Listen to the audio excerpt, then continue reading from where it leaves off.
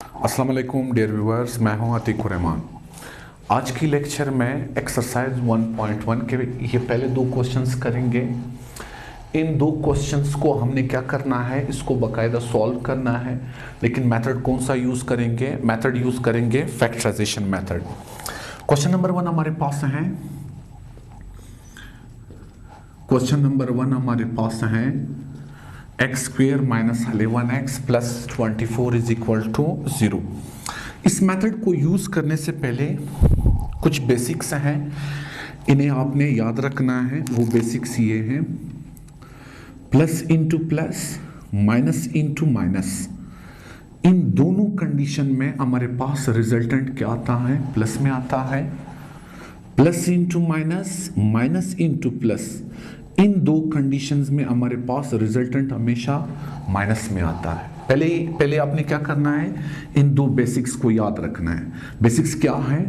अगर like terms आपस में, अगर लाइक साइंस आपस में मल्टीप्लाई होते हैं, लाइक साइन से मतलब अगर प्लस प्लस मल्टीप्लाई होते हैं या माइनस माइनस मल्टीप्लाई होते हैं, तो हमारे पास रिजल्टेंट हमेशा प्लस में आता है। अगर अनलाइक साइन आपस में मल्टीप्लाई होते हैं, अनलाइक से मतलब मुख्तलिफ साइन, माइनस प्लस या प्लस माइनस, तो रिजल्टेंट हमारे पास हमेशा किस तरह आता है? माइनस में आता है। ये बेसिक्स आपको याद होनी चाहिए।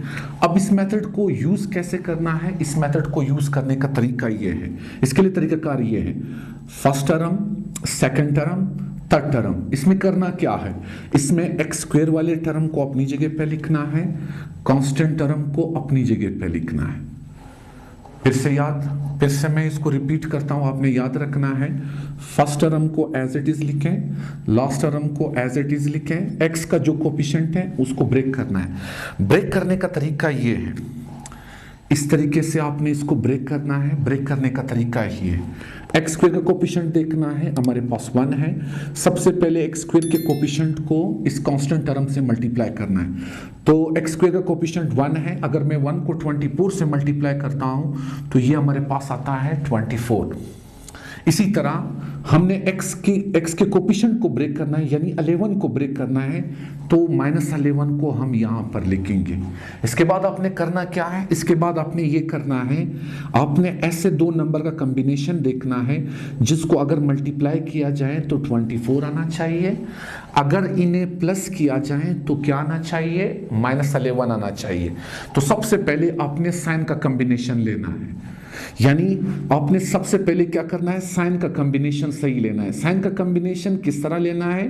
वो आपने यहां अगर मल्टीप्लाई है तो आपने ऐसे दो साइन का कॉम्बिनेशन देखना है जिसको मल्टीप्लाई किया जाए प्लस आना चाहिए।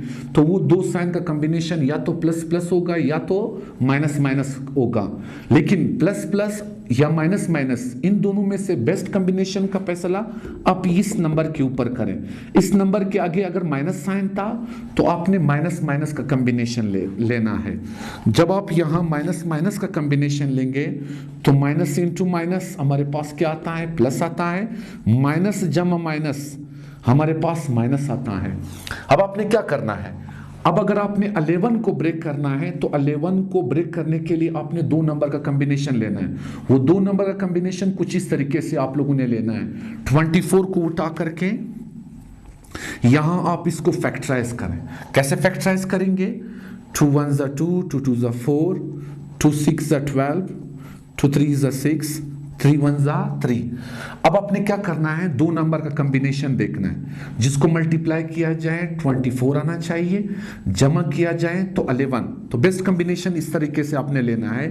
कॉम्बिनेशन, सबसे पहले कॉम्बिनेशन लेने का तरीका, 24 और 1 भी एक कॉम्बिनेशन है, अगर आप इन दोनों को मल्टीप्लाई करते हो 24 आ सकता है।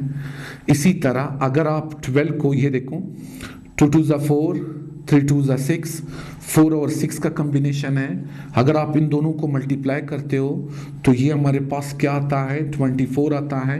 इसी तरह 2 2 ज़ा 4, 4 2 ज़ा 8, 8 और 3 का कॉम्बिनेशन है, अगर आप इन दोनों को मल्टीप्लाई करते हो तो 24 आता है। इसी तरह 3 2 ज़ा 6, 6 2 ज़ा 12, 12 और 2 का कॉम्बिनेशन है।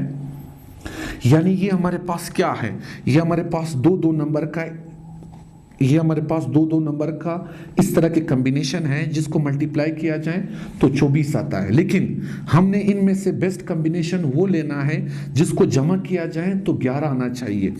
24 में अगर 1 को जमा करता हूं तो ये 25 आता है, 4 में 6 को जमा करता हूं तो ये 10 आता है, 8 में अगर 3 को जमा करूं तो ये 11 आता है, 12 में 2 जमा करूं तो ये 14 आता है। वैसे अगर मैं इन दोनों को मल्टीप्लाई करूं तो 24 आता है, इन दोनों को मल्टीप्लाई करूं ये भी 24 आता है, मल्टीप्लाई करूं 24 आता है, मल्टीप्लाई करूं ये भी 24 आता है। तो हमने क्या लेना था, ऐसे दो नंबर का कॉम्बिनेशन लेना था जिसको मल्टीप्लाई किया जाए 24 आ जाए, प्लस करें तो -11 आना चाहिए। तो इनमें से बेस्ट कॉम्बिनेशन कौन सा है हमारे पास, 8 और 3 का है।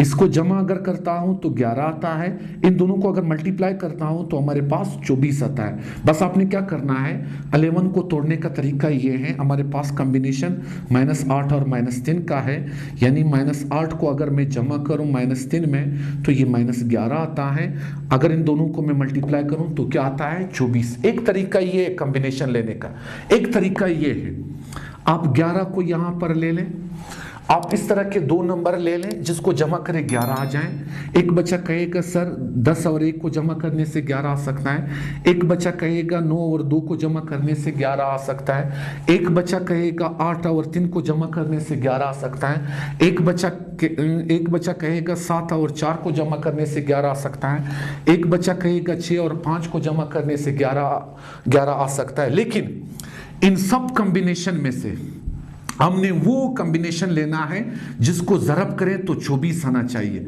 लेकिन 10 को अगर मैं 1 से मल्टीप्लाई करता हूं तो ये कॉम्बिनेशन हमारे पास 10 आता है, 9 को अगर 2 से मल्टीप्लाई करता हूं तो ये 18 आता है, 8 को अगर 3 से मल्टीप्लाई करता हूं तो 24 आता है, 7 को अगर 4 से मल्टीप्लाई करता हूं तो 28 आता है, 6 को अगर 5 से मल्टीप्लाई करता हूं तो 30 आता है।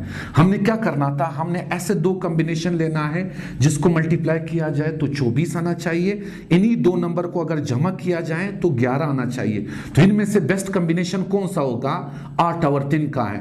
जमा करता हूं तो 11 आता है, मल्टीप्लाई करता हूं तो 24 आता है। तो हमारे पास बेस्ट कॉम्बिनेशन यही 8 और 3 का है। ये इन दो तरीकों से आप बाकायदा कॉम्बिनेशन निकाल सकते हैं। तो 11 को ब्रेक करने का तरीका ये है, आपने 11x को लिखना है -8x -3x। इसके बाद आपने कॉमन लेना है, इसके बाद आपने कॉमन लेना है। इन दोनों में से कॉमन हमारे पास क्या है, इन दोनों में x कॉमन है, 2x में से एक x कॉमन में चला गया, x आया, x कॉमन में चला गया 8 आया। यहाँ पे अगर माइनस था तो आपने माइनस कॉमन में लेना है, 3 और 24 में 3 कॉमन है, 3 कॉमन में चला जाएगा x, माइनस प्लस माइनस। एक बात हमेशा याद रखिए, अगर यहाँ माइनस था तो इस साइन को आपने चेंज करके लिखना है, प्लस था तो माइनस लिखना है, माइनस है तो आपने प्लस लिखना है। इसके बाद 24 को अगर आप 3 से डिवाइड करेंगे तो ये 8 आएगा। अच्छा, x -8 हमारे पास कॉमन है, साइड में क्या आया x -3, दोनों को आपने 0 के बराबर लेना है अलग अलग। x -8 को अलग 0 के बराबर ले लें, x -3 को अलग 0 के बराबर ले लें। इस रूल को कहते हैं जीरो प्रोडक्ट रूल, क्योंकि इन दोनों का प्रोडक्ट 0 के बराबर है। अब आपने इसको अलग 0 के बराबर लेना है, इसको अलग। 8 माइनस हो रहा है, वहां जाके प्लस हो जाएगा। 8 और 0 आप जमा करेंगे तो ये हमारे पास 8 आएगा, यानी खाली जेब में अगर आप 8 रुपये डालेंगे तो 8 रुपये आएगा। 0 में 3 को जमा करें तो ये आएगा 3। तो हमारे पास सॉल्यूशन सेट आ गए 8 और 3। ये दोनों हमारे पास क्या है, इस क्वाड्रेटिक इक्वेशन के सॉल्यूशन सेट है। सॉल्यूशन सेट भी कह सकते हैं इसको, रूट्स ऑफ द इक्वेशन भी कह सकते हैं। इसी तरह आपने क्वेश्चन नंबर 2 को इसी तरह लेना है, इसी तरह आपने फैक्टराइज करना है। उम्मीद है ये क्वेश्चन आपको समझ आया होगा। अब क्वेश्चन नंबर 2 को देखते हैं। क्वेश्चन नंबर 2 का सॉल्यूशन कैसे निकालना है और इस मेथड को यूज कैसे करना है। क्वेश्चन नंबर 2 हमारे पास है x² + 13x = 30। सबसे पहले क्या करना है, इसको स्टैंडर्ड फॉर्म में लाना है। स्टैंडर्ड फॉर्म में लाने का तरीका ये है, पहले x², फिर x टर्म को लेना है, कांस्टेंट टर्म इक्वल की इस तरफ प्लस में है, जब आप इस तरफ ट्रांसफर करेंगे तो इसके साइन को चेंज करके आप लोगों ने लिखना है, प्लस है तो माइनस लिखना है। इसके बाद क्या करना है, इस मेथड को यूज कैसे करना है, इसके लिए तरीकाकार पहले क्वेश्चन में मैंने बता दिया। फर्स्ट टर्म को एज इट इज लेना है, लास्ट टर्म को एज इट इज लेना है। इसके बाद आपने करना क्या है, अगर आपने 13 को ब्रेक करना है तो आपने इसके लिए तरीकाकार ये है, इस तरीकाकार को आप लोगों ने क्या करना है, अप्लाई करना है। एक्स स्क्वायर का कोफिशिएंट यहाँ 1 है, पहले 1 और 30 को मल्टीप्लाई करके वो आपने यहाँ पे लिखना है। 13 को ब्रेक करना है तो प्लस 13 को आपने यहाँ पे लिखना है। यहाँ पर आपने मल्टीप्लाई साइन लिखना है, यहाँ पर आपने प्लस साइन लेना है। इसके बाद सबसे पहला काम आपने साइन का कॉम्बिनेशन लेना है, यानी मल्टीप्लाई में मुझे ऐसे दो साइन बता दें जिसको मल्टीप्लाई किया जाए माइनस आना चाहिए, तो वो साइन हमारे पास या तो प्लस माइनस होगा या माइनस प्लस होगा। माइनस को प्लस से मल्टीप्लाई करेंगे तब भी माइनस आता है, प्लस को माइनस से मल्टीप्लाई करें तब भी माइनस आएगा।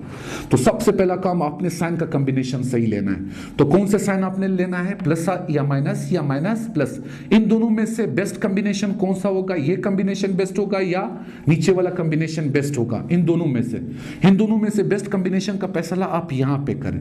अगर यहां प्लस था तो आपने प्लस माइनस का कॉम्बिनेशन लेना है, अगर यहां माइनस होता तो मैं माइनस और प्लस का कॉम्बिनेशन लेता।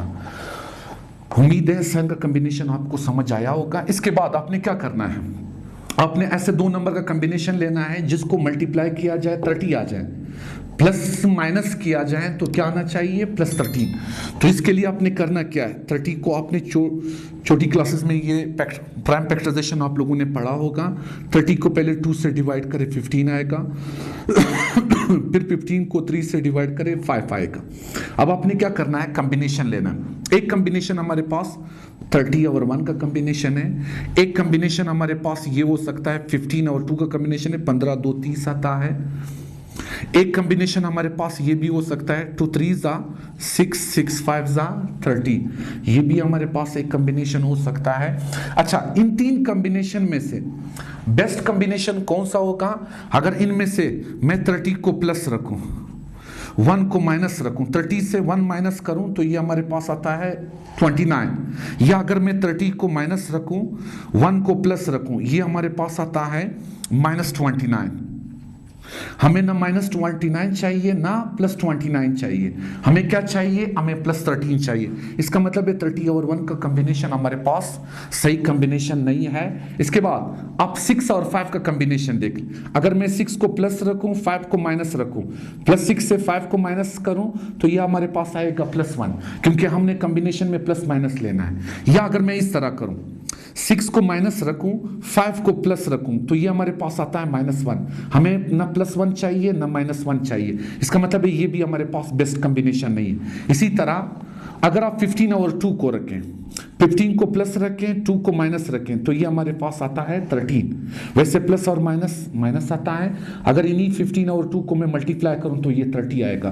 तो इसका मतलब ये बेस्ट कॉम्बिनेशन हमारे पास कौन सा है, 15 और 2 का है। अगर +15 को -2 से मल्टीप्लाई किया जाए तो -30 आएगा। इसी तरह अगर +15 से -2 में निकालूं तो ये हमारे पास आएगा +13। तो +13 को ब्रेक करने का तरीका यह है, आपने 13 को क्या लिखना है, +15x - 2x। इसके बाद क्या करना है, इसके बाद इन दोनों में से कॉमन x है, 2x में से एक x कॉमन में चला गया, x कॉमन में चला गया 15 आएगा।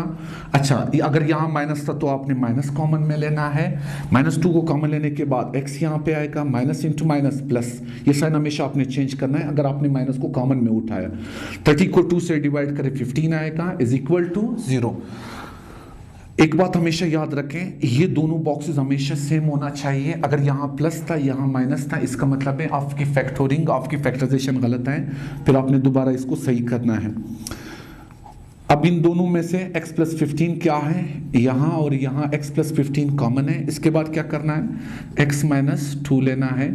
अब इसके बाद क्या करना है, x + 15 को अलग 0 के बराबर लेना है, x - 2 को अलग 0 के बराबर लेना है। 15 प्लस हो रहा है यहाँ के माइनस हो जाएगा, 2 माइनस हो रहा है यहाँ के प्लस हो जाएगा। -15 और 2 हमारे पास क्या कहलाते हैं, these two are called the solution set for the given quadratic equation. उम्मीद है ये लेक्चर आपको समझ आया होगा। नेक्स्ट वीडियो लेक्चर में इंशाल्लाह इसी एक्सरसाइज 1.1 के क्वेश्चन नंबर 3 और क्वेश्चन नंबर 4 के ऊपर इंशाल्लाह डिस्कशन करें। थैंक यू, अल्लाह हाफिज़।